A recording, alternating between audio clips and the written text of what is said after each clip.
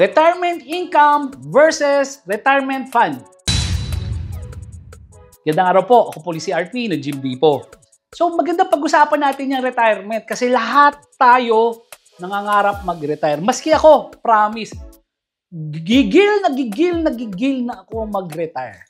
Pero hindi tayo pa pwede mag-retire nang walang plano. Totoo yun kasi kagaya na sabi ko, time is the most precious commodity. Kasama na rin yung health.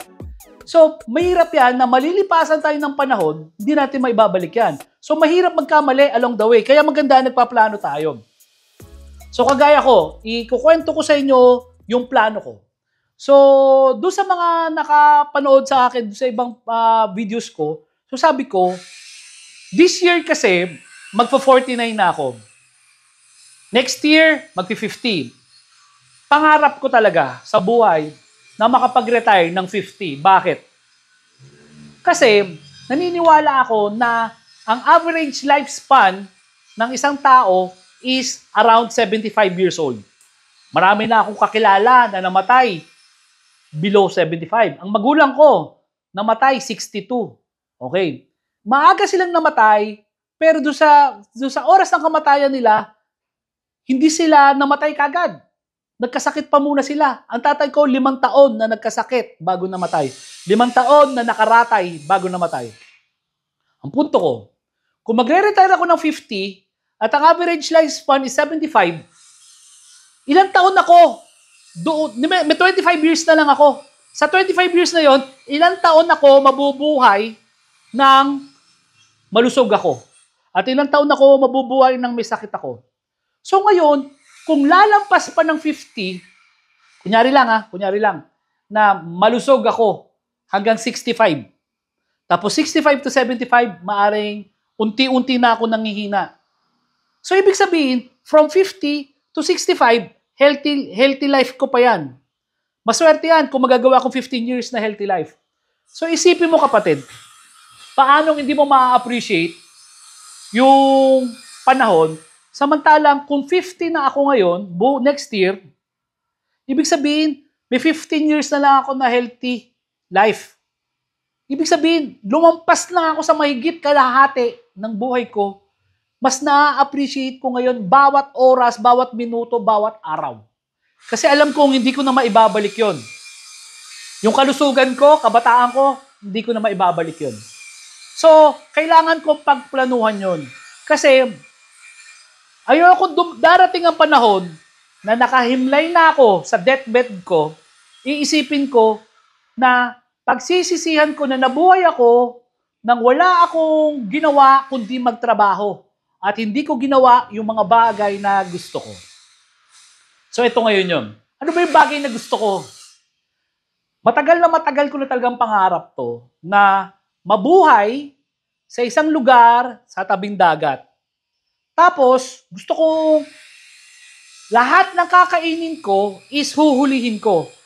Pwede akong mangisda, mangawel, pwede akong maglambat, pwede akong mag-spear gun. Pwede kong kunin yung kakainin ko sa dagat. Pwede kong itanim yung mga kakainin kong gulay. So yun yung pangarap kong buhay. Yung hindi ko na, gigising ako, hindi ko na poproblemahin yung negosyo ko, at alam ko araw-araw na may pumapasok na pera sa akin. So ngayon, paano ko gagawin yun? Ito yung pangarap ko. So ang pinaka-paborito kong lugar kasi is Mindoro. Okay. So ang plano ko, pupunta ako ng Mindoro, bibili ako ng property. Okay. Pero yung bibili kong property, uutangin ko lang sa bangko. So bibili ako ng 200 square meters na lupa. Patatayuan ko ng 2 palapag. Okay. Sa unang palapag, gym. Sa pangalawang palapag, 4 na apartment na tag-50 square meters. Malaki na rin yun. So anyway, eto yun. Yung pangbayad ko, doon sa utang ko sa bangko, doon ko kukunin sa kita ng gym at kita ng apartment. Ako confident ako, kayang bayaran ng gym eh. Yung utang ko sa bangko. Pero, eto na. Kahit pa lahat ng kita ng gym at lahat ng kita ng apartment, pambayad ko ng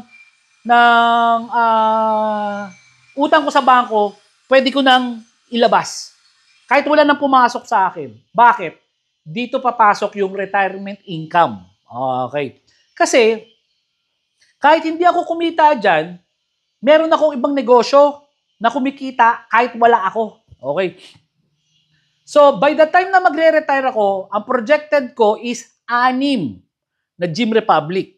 Okay. So, sa 6 na Gym Republic, bawat isang Gym Republic kumikita ng 6 digit. So, do the math, isipin nyo na lang kung gaano kalaki ang kinikita buwan-buwan. So, hindi ko na po problemahin talaga yung kailangan kong gastusin araw-araw. So, yung pagpunta ko ng Mindoro, yung pamumuhay ko doon, kahit hindi ako kumikita doon sa pangingisda, sa gym, sa apartment, okay lang. May kinikita ako eh. Dito ngayon, papasok yung retirement income. Kailangan mo kapatid kasi na magkaroon ka na sarili mo retirement income. Kasi karamihan sa mga Pilipino hindi nakapagplano ng retirement. Totoo yan, hindi nakapagplano ng retirement. At yung mga nakapagplano ng retirement, ang inaasahan nila majority is retirement fund. Okay. Ano yung retirement fund?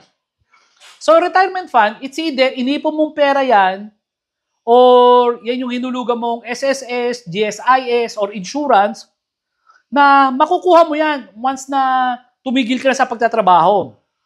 Good yun. Walang problema doon. Pero kapatid, may tinatawag na inflation. Yung inflation kasi, yun yung taon-taon bumababa yung halaga ng piso mo. Kaya magtataka ka. Bakit dati, 10 years, 15 years ago, ang Chicken Joy, parang nasa 50 pesos lang. Ngayon, nasa 100 pesos na. Pero same Chicken Joy yung binili mo. Kasi paliit ng paliit yung halaga ng pera mo. So let's say, this year, 10,000 o 15,000 ang pension mo buwan-buwan. This year, pwedeng buhay ka buwan-buwan sa pension mo na 15,000. Pero kapatid, mabuti sana kung 5 taon lang, wala ka na. E paano kung nabuhay ka ng 10 to 15 to 20 years? Yung 15,000 mo, wala na. Barya na lang yan, 10 to 15 years from now. So, paano gagawin mo? Matanda ka na. Di ba? So, yun yung kalimitang pagkakamali ng iba na nakapagplano man ng retirement, pero retirement fund lang. Ngayon, yung retirement income is income to na hindi mo na kailangan pagtrabahuan. Tama yun?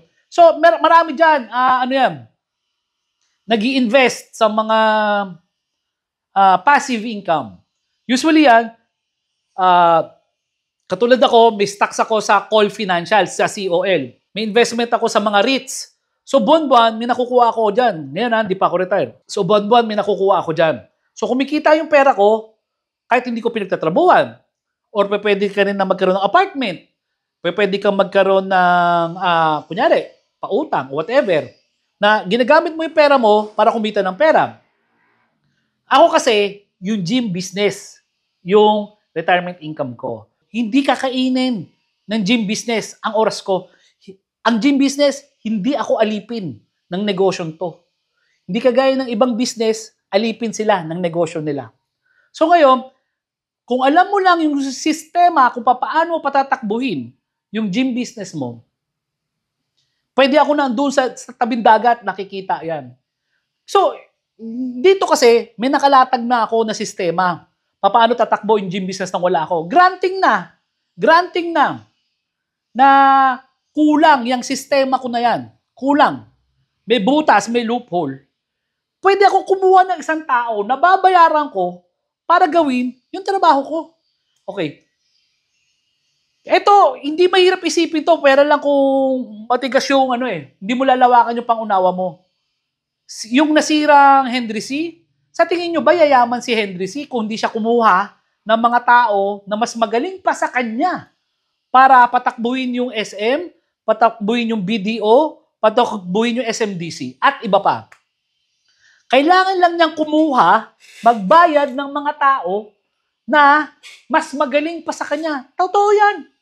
Ako, napalago ko tong negosyo ko na to, pero tanggap ko na may mas magaling para sa akin. At may mababayaran akong tao na mas magaling sa akin para gawin yan. So, kung magagawa ko yun, pwede ako nandoon sa Mindoro. Pero wait, there's more. Hindi pa tayo matatapos sa Mindoro. 1 taon ako mabubuhay sa Mindoro, lilipat ako niyan sa Bohol. After a year sa Mindoro, lipat ako ng Bohol. I-repeat ko lang yung cycle. Na uutang na naman ako sa Bohol, babayaran ko uli sa bangko, sa kita ko doon sa gym at apartment sa Bohol. Every year, gusto kong ikutin ng Pilipinas.